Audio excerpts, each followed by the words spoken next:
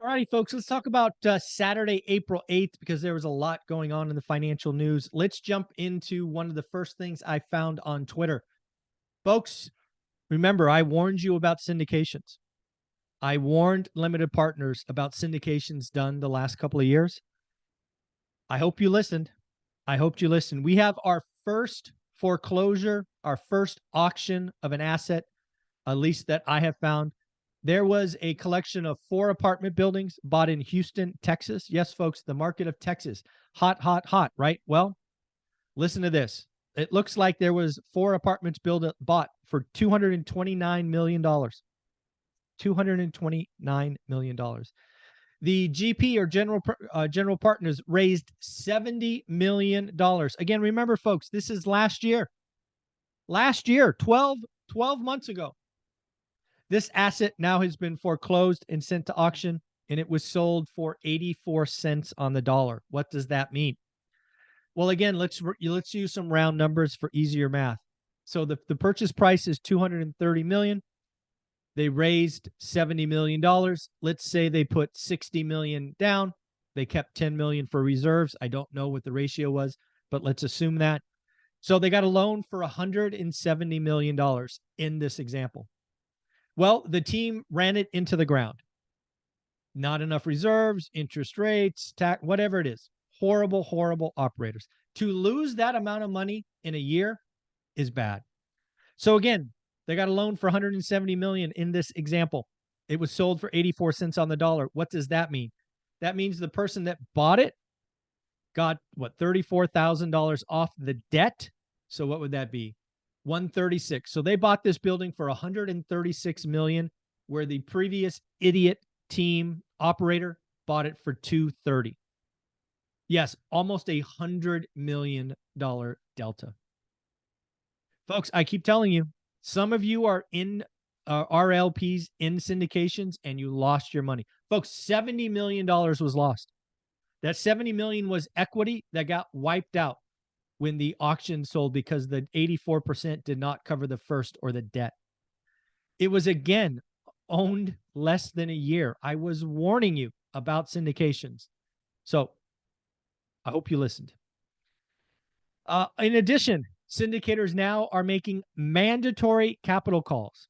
Emails and phone calls are going out saying, hey, if you don't give me money, we're losing the building. This is all happening in real time. We called it early. We told you. We warned you. I hope you paid attention.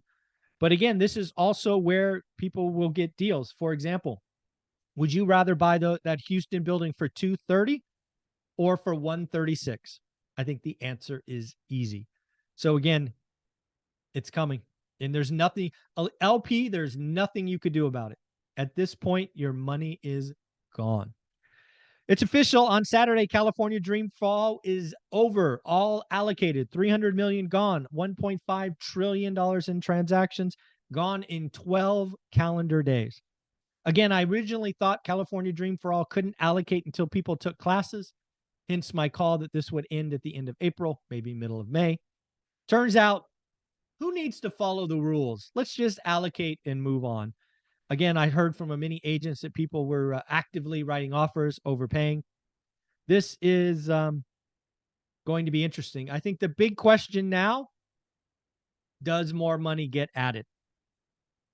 I don't know. We don't need more demand. We don't need demand. We need supply. Bank of America is out talking about commercial real estate is constrained. Is tight. Oh, let me read this again. Commercial real estate is a boa constrictor, right? The snake, boa constrictor, tightly wrapped around the economy, suffocating growth for 2 years. One of the things you and I've talked about is how bad the commercial lending will be when we feel the impact. I don't think we feel it till Q4. Bank of America is saying this might take 2 years, which is wild to think about. Wednesday, folks, Wednesday is an important day. We get CPI. I got to tell you, CPI expectations at 5.2%, last month at 6%, scares me. That is a huge drop. Now, again, we get the base effect. We get all of these things. But wow, the market is expecting 5.2%. They're expecting month on month to be 0.3 and core to be 0.4. All of these coming down from previous metrics. Again, the Fed is winning, and a lot of this CPI data will be before the banking crisis. So again, will the market rip? Comes in at 5.2, right? People declare the Fed is winning, decelerating faster. You can already see the headlines. What happens if it surprises to the upside? Well, I think a quarter point will be a lock at that point. What happens if it surprises to the downside? It has a 4 on it. What would it do then? Lots of stuff going on. Thursday, we will also get PPI, which is Producer Price Index, again, for the month of March. And I think a big number will be Friday retail sales. Retail sales is interesting. It will be important to understand the data collected pre and post crisis.